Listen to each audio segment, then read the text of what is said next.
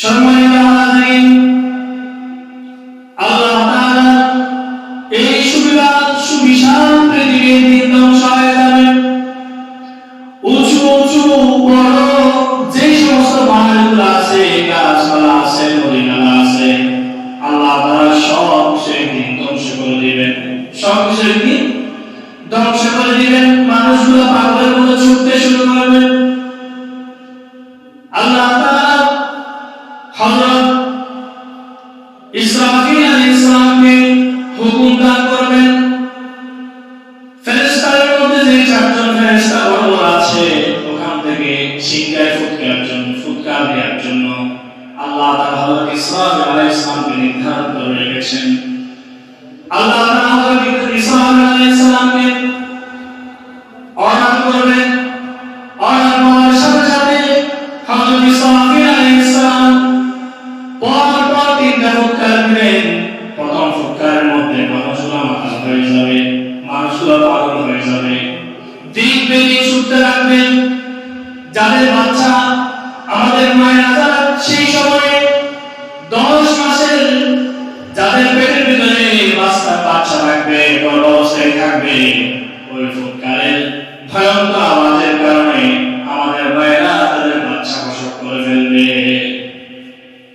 বাচ্চাগুলো প্রসব হয়ে যাবে, দিক বেদিক ছুটতে লাগবে। যাদের যে সমস্ত উটের পেটের ভিতরে 10 মাসের বাচ্চা আছে, উটের পেটের বাচ্চাগুলো আল্লাহ তাআলা ওই ইসরাফিলের কঠিন ফুৎকার আওয়াজে কি হয়ে যাবে, প্রসব করে দিবেন। মানুষগুলো দিক বেদিক ছুটতে লাগবে। হযরত ইসরাফিল আলাইহিস সালাম যখন ফুৎকার দেওয়া শুরু করবেন, প্রথম ফুৎকারের মধ্যে মানুষ সবাই যারা আছে সবাই তারা মাতাল হয়ে যাবে। দ্বিতীয় ফুৎকার দেওয়ার পরে মানুষগুলা মৃত্যুবরণ হয়ে যাবে, মানুষগুলা মৃত্যু ফয়সালা হয়ে যাবে। যখন দ্বিতীয় ফুৎকার দিবেন মানুষগুলা মারা যাবে। তৃতীয় ফুৎকার যখন দিবেন আল্লাহর হুকুমে সমস্ত মানুষ যা আছে সবাই আল্লাহর দরবারে হাজির হয়ে যাবে। আল্লাহু আকবার বলেন না? আল্লাহ তাআলা কোরআনুল কারীমের সূরাতুল জুমারের 68 নম্বর আয়াতের মধ্যে আল্লাহ তাআলা বলেন, ওয়া নুফিখা ফিস সূরি ফাসাইকা মান ফিস সামাওয়াতি ওয়া মান ফিল আরদি ইল্লা মান শাআ আল্লাহ। আল্লাহ তাআলা বলেন, সিংহায় ফুৎকার দেওয়া হবে। ফলে আল্লাহ তাআলা যাদেরকে ইচ্ছা করে তারা ব্যতীত, আল্লাহ তাআলা যাদেরকে ইচ্ছা করবেন তারা ব্যতীত আকাশমণ্ডলী এবং ভূমণ্ডলী, অর্থাৎ আকাশমণ্ডলী এবং পৃথিবী আল্লাহ তাআলা কি করবেন, সবাই এই পৃথিবীর মধ্যে যারা আছে সবাই অজ্ঞান হয়ে যাবে, মাতাল হয়ে যাবে, বেহুশ হয়ে যাবে। আল্লাহ তাআলা বলেন এরপরে ثم نفخ فيه أخرى فإذا هم قيام ينظرون। الله أكبر।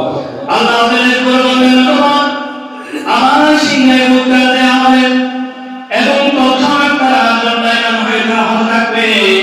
অর্থাৎ 3 নম্বর ফুৎকার যখন দেওয়া হবে, আল্লাহর বান্দারা যারা মৃত্যুবরণ করেছেন তারা জীবিত হয়ে আল্লাহর সামনে তারা দাঁড়িয়ে যাবে।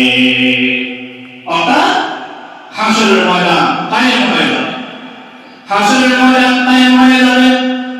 এইভাবে আল্লাহ তাআলা কিয়ামত শুরু করবেন।